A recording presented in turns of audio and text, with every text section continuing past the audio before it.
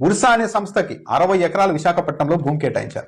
Nara Lokesh correct గా నెల రోజుల ముందు, అంటే అమెరికాకు వెళ్ళడానికి నెల రోజుల ముందే ఈ సంస్థ ఏర్పాటైంది. ఇవన్నీ తెలుగుదేశం పార్టీ పెద్దల కనుసన్నల్లో ఏర్పడుతున్న షెల్ కంపెనీలు, డమ్మీ కంపెనీలు, వేల కోట్ల విలువైన భూముల్ని కొల్లగొట్టడానికి ఏర్పాటవుతున్న కంపెనీలని పెద్ద ఎత్తున ఆరోపణలు కూడా వస్తున్నాయి. కొంతమంది వెళ్ళారు అక్కడికి, అసలు ఏంటి ఈ ఉర్సా సంస్థ అని. అక్కడికి వెళ్ళి చూస్తే ఈ ఉర్సా సంస్థ అమెరికాలో ఇచ్చిన అడ్రస్ దగ్గర అదొక చిన్న ఇల్లు, కుటుంబం నివాసం ఉండడానికి సరిపోయే ఇల్లు మాత్రమే, ఆఫీస్ కాదు. అక్కడ కనీసం ఈ సంస్థకు సంబంధించిన బోర్డు కూడా లేదు.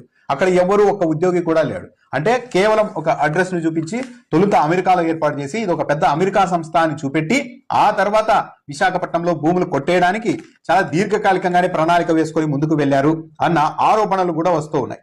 మొత్తం 3,000 కోట్ల రూపాయల విలువైన భూమిని ఈ ఊరు పేరు లేని, కనీసం వెబ్సైట్ కూడా లేని ఈ వ్యక్తులకు అప్పగించేందుకు సిద్ధమైందంటే ఇంతకు మించిన దారుణం మరొకటి ఉంటుందా?